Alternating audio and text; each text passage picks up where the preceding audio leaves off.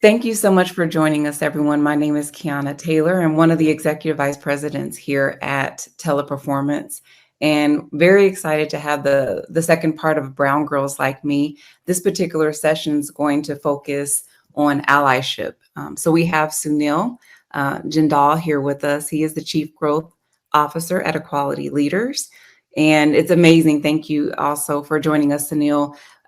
Understanding you're a husband, you're a father of two daughters, and they're young women now, and one of whom is getting married this month. So congratulations. I know that's kind of nerve-wracking, but we're going to jump in and start talking about that allyship, and if you're okay with this, kind of all excited just to dive in and start with some questions and gaining some insights from you, if Yeah, that's that's okay. absolutely fabulous. And thank you for having me. I look forward to having this conversation today. Awesome. Well, I think a good starting or foundation question is, when did you start your DEI journey? When did that start Yeah, for you? if I think about it, my D&I journey started my first day of work back in 1989, as transparency and fairness back then were the cornerstones of how I show up, and both capabilities being core and foundational to D&I. But things got really serious back in June 2020. Oh, wow. So what happened in Yeah. June of 2020?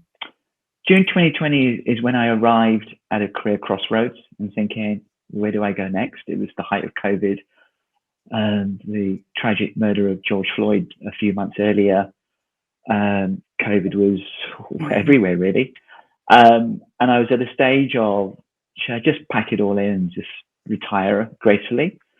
But it was also the time when I met a very prominent UK entrepreneur who so happened to be the champion of my daughter, and more on that later, who said to me, look, I know about Oh, your daughter, wow. Sunil, but who's dad? Tell me about dad.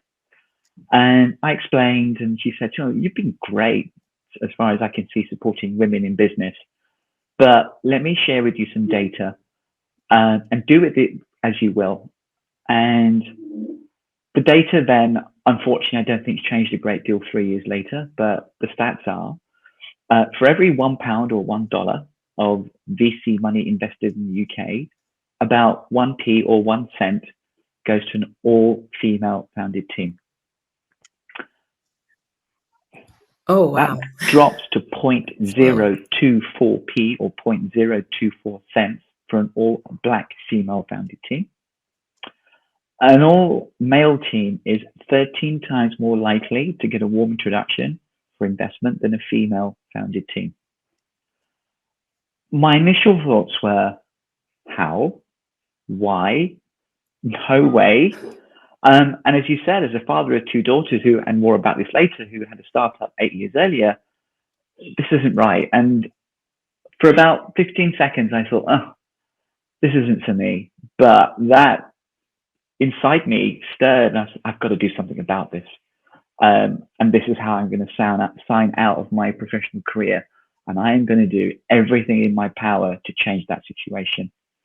A few months later, I find myself at the epicenter of D&I in the UK and globally, engaging with investors who have trillions of dollars and pounds of investment going into businesses, the world's largest and most admired companies, industry bodies, and governments. That's when things got serious.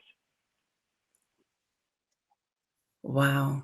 So what experience have you or your family had that really drove and furthered your interest in DE&I? Yeah, thank you. And in fact, the table I'm sat at right now is the table where we had that conversation back in Wow. 2014, when my daughter, a brown girl, was looking to go to university. And she said, Dad, I don't know what to put in my form for my interest and hobbies. I said, come on, girl, driving, fashion, music. She said, "Yeah."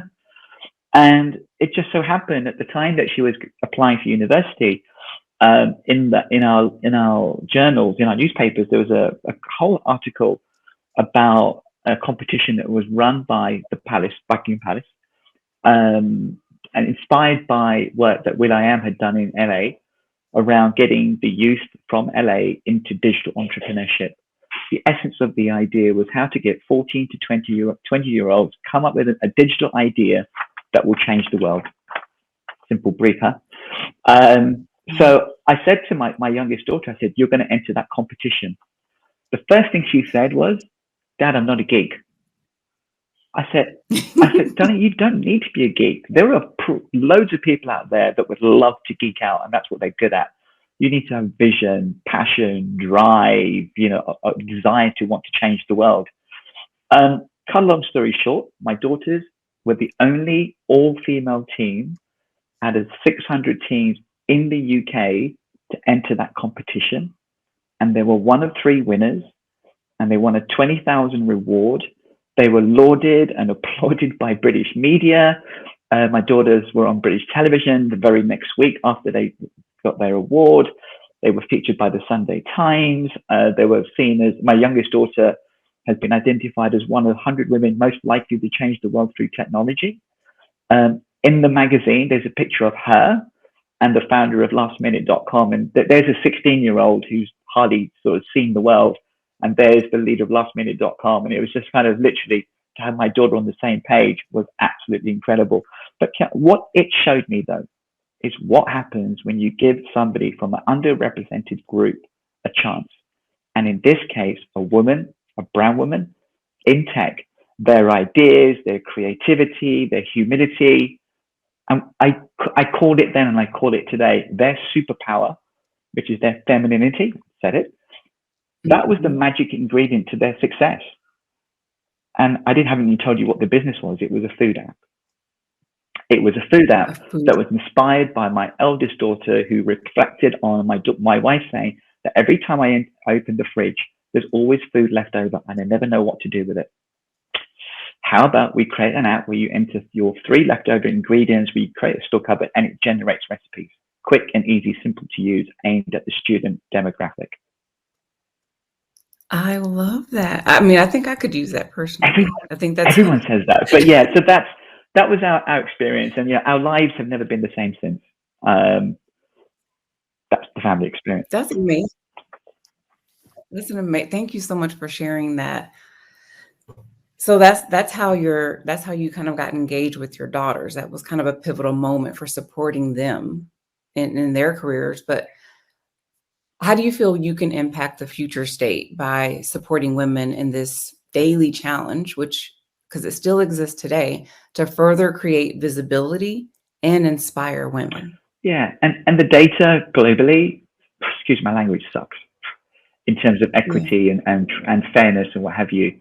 But actually, I say to my girls then, and I said pretty much every single day, it's still a great time to be a woman in business. And there are some caveats, and we'll talk about that later. But I feel my daughter's story alone has inspired women across the globe. Honestly, they're still my best sales pitch.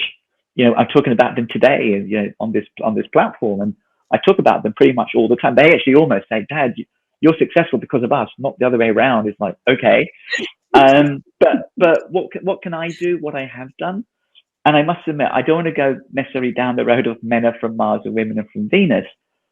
But I had to Google what imposter syndrome means. So hopefully that's not me coming across as arrogant, but I genuinely didn't know. And I think in my work with women of a certain demographic, of a certain age, and actually it's not all ages, that it seems to be incredibly prominent. And the work that I've done is help women typically unpick what that means in their context and reframe and rebuild. And I think the other piece is that I've been a coach and sponsor for many women, typically in that age group of sort of Gen Z, millennial women. And my coaching with them is how to help them become the next future women leaders and to become the next Michelle Obama, Serena Williams, Sheryl Sandberg, and Catherine Parsons, who was the lady I mentioned right at the beginning, who got me into this D&I world in the first place. Wow. That's amazing. I think you mentioned a key word of humility as well. If we're not in a humble state, then how do we continue to learn? And it's that humility, really, you were able to flex and allow yourself the desire and willingness to understand things from their perspective, and then in turn to go and reinforce it and empower it through your actions. So look, not everyone has fathers, right, that have been able to support them and be allies for them, or uncles or whomever. So one of my final questions, and I think this is going to be very important for everyone Mm-hmm. watching, all the brown girls watching, it's not necessarily equal opportunity, even from that perspective. So, what advice would you give to brown girls that do not have a father figure or ally in their lives? Yeah, and forgive my drop in tone because that question genuinely hurts me and breaks my heart um, for many, many reasons. But what I would say is put yourself out there, show your most vulnerable best, dream big, and don't let anyone take that away from you. And know that someone out there is just itching to be that father figure ally. Yeah. I'll give you an example. I mentor a number of female entrepreneurs and leaders, as I mentioned earlier, and one particular, and they're typically at the pre-seed, seed level of investment. And one of the mentees said to me, Sunil, she lost her father a year ago. I think my father sent me from heaven for you to help me with my business. That was 3 years ago. And she did kind of put herself out there. She was horribly vulnerable, but she had a dream and that's what she wanted to drive. And I couldn't do anything. There was no way I wasn't going to move heaven and earth to help and support her. And we just happened to coincide. Our paths corrupt. There's a great thing about serendipity when you put yourself out there, is what I would say. Wow. So, yeah. Yeah. I said, when we talked about this before, I said I wouldn't get over emotional, because I think that's one of the things that you have people who have the father figures and the access, and they get the support, and then you have those that don't. And so I just wanted to leave that with them. So just kind of in that summation, you really started your DE&I journey right away, but through creating a family and having daughters, you were able to support them, encourage them to do things that they wouldn't have normally thought of, right? Almost your daughter saying, I'm not a geek, but yet she had something very valuable to add. And she was highlighted in so many different media and channels. And hopefully that, I'm sure that that kind of perpetuated her empowerment of what she could do. And hopefully what we all learn from this is it's not just a dream. The whole point of this is to execute. Find out where you can make a difference. Partner with those that have that skill set along with your own skill, because we all have a certain skill. We all have a talent. We all have a gift. And then get the strength and empowerment from others. Put yourself out there so you can get a mentor, an ally that can help you move to the next level.